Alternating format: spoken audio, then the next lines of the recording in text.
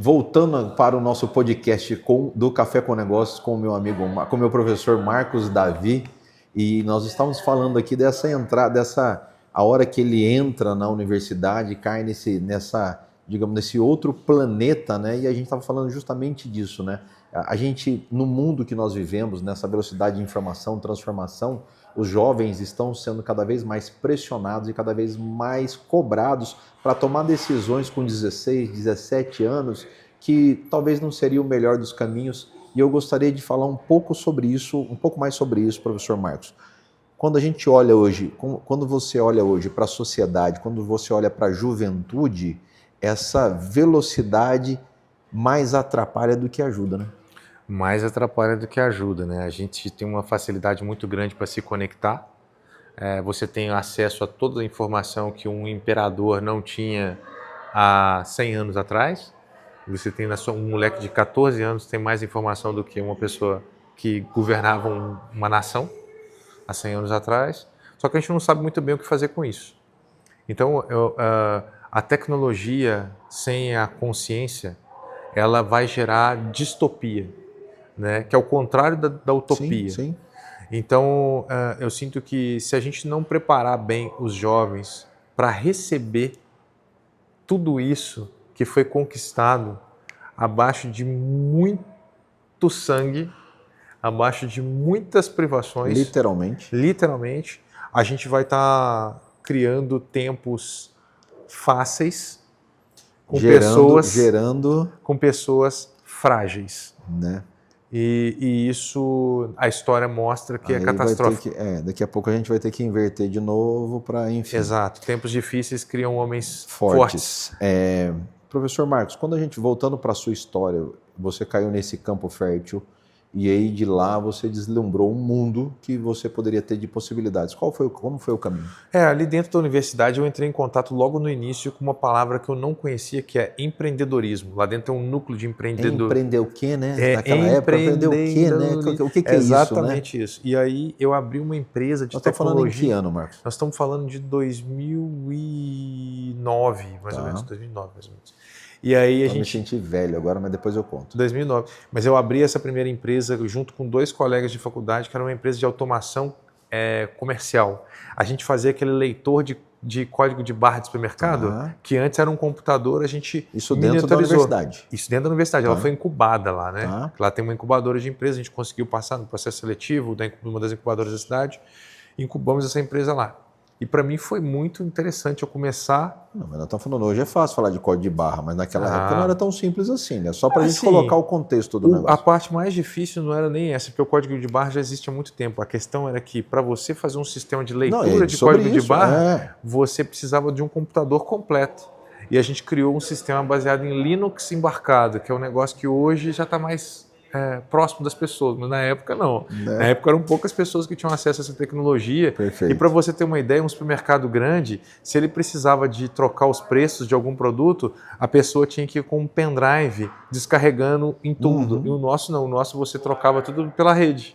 Né? Não, pensa numa época que não tinha Wi-Fi. Isso era loucura. Era fora da casinha. Até porque um pouco antes disso era na etiqueta, né? Exato. Maquininha etiquetando tudo. Hoje em dia você vai no Amazon Go, que é um negócio que não tem código de barra, não tem nada, você só pega o produto e ele já te fala quanto custa. Tudo no seu carrinho, né? Eu estava lá na NRF esse ano e aí eu fui no supermercado. Dentro da NRF tem o supermercado da Amazon, né? O Amazon Go.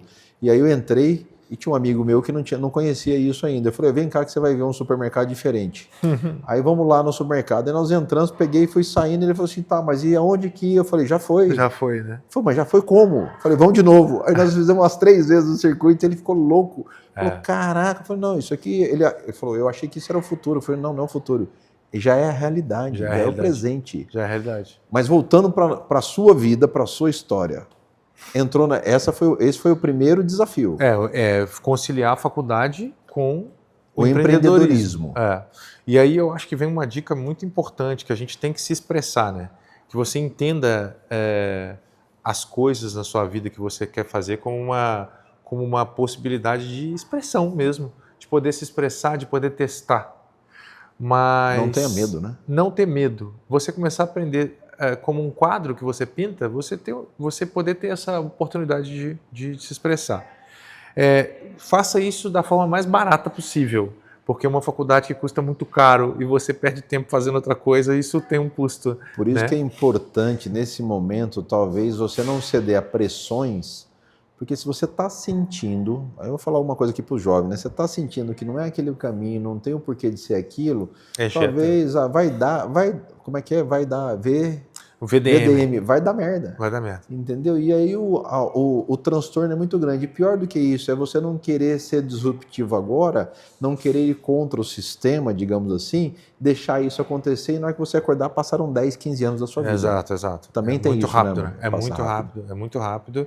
E eu vejo que se o jovem tem consciência daquilo que é necessário, porque se você consegue casar o que é necessário, o que é necessário é o que a sociedade precisa de mim. Quando você se coloca aí, você sai de um interesse egocêntrico que é eu quero ser tal coisa, que você não faz a mínima ideia, mas existe uma necessidade que você atenda agora para você contribuir com o todo. Se você consegue casar aquilo que você quer com aquilo que é necessário e para aquilo que você pode, cara, aí sim Mas você está falando do quê? Do Hacktown? Estou falando de tudo, né, no geral, né? O Hacktown... Mas essa é a essência. Essa é a essência, né? É você oferecer oportunidade para as pessoas de transformar o próprio meio onde elas estão. Né? Hack, o termo hack, ele vem do inglês, né? Que é transformar, né? E o tal cidade. Cidade pequena. Né? Então, porque em inglês você tem town e você tem city. Sim.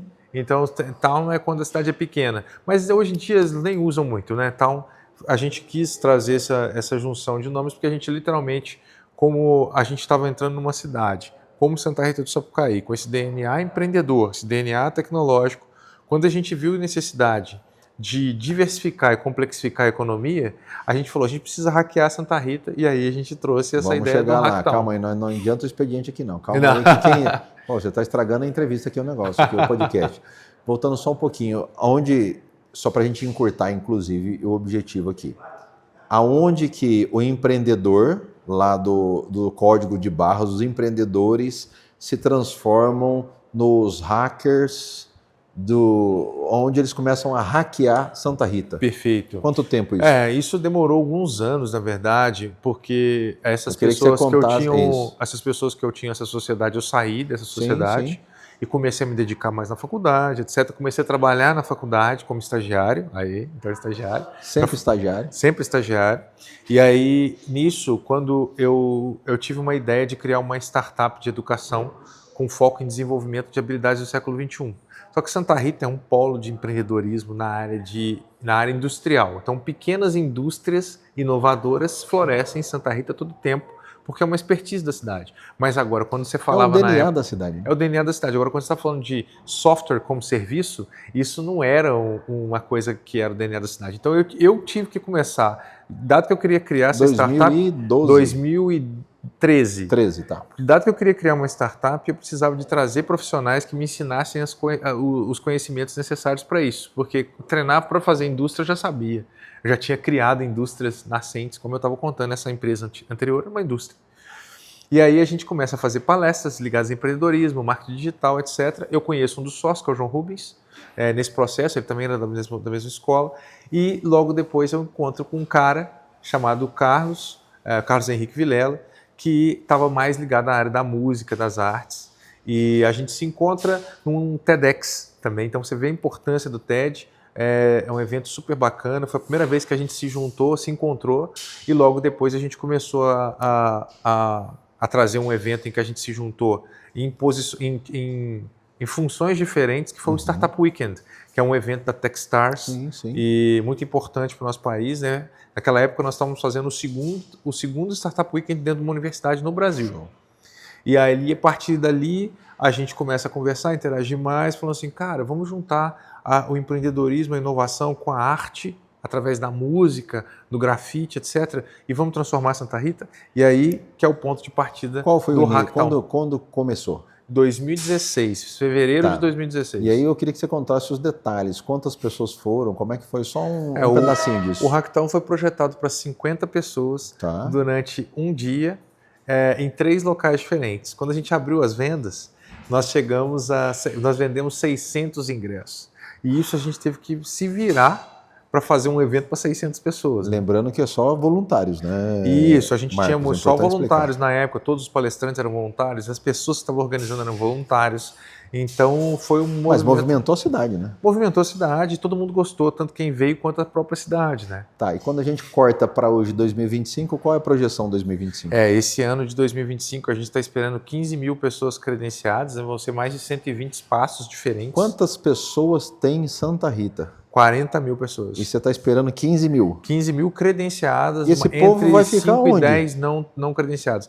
O que a gente tem notícia é que as O que a pessoas gente se tem hospedam. notícia, massa. Porque o que a gente tem notícia é que as pessoas se hospedam Na em região. 46 cidades Sensacional. em volta de Santa Rita. Então é um Sensacional. evento que deixou de ser somente de Santa Rita, é um evento do mundo, né? Acaba pegando a nossa região ali da Mantiqueira, Sensacional. vai pegando um pouquinho de hospedagem aqui e ali. Movimenta o mercado local. Sim, né? absurdamente. Assim, o estudo que a gente tem é que no ano passado a gente injetou nessa economia da região 33 milhões de reais em 4 dias. Muito legal. Então, que é um trabalho de anos de fomento à economia criativa local. Esse ano acontece de quando a quando? Esse ano o Hacktown vai acontecer de 31 de julho a 3 de agosto. E, meu professor, aonde eu preciso mais informação, quero conhecer, quero saber mais, sabe, o Hacktown, aonde que as pessoas podem procurar? Aí vocês vão poder acessar, que a gente vai mandar os links para vocês, mas é @hacktown_SRS no Instagram e o site é www.hacktown.com.br. Se você procurar lugar para ficar e não achar, você pode ir lá no nosso site, tem uma barrinha lá escrita assim, onde se hospedar, e lá você vai achar várias opções que ainda tem disponibilidade de local para você se hospedar. E caso você não consiga nesses outros lugares e quiser se aventurar num tipo de hospedagem diferente, a gente tem o nosso camping, que a gente está esse ano indo para o 3º ano seguido, que é a Vila Hacker, né, que é um camping que você não precisa de levar absolutamente nada. Eu tenho 1,91 m, né, a gente é quase na mesma altura.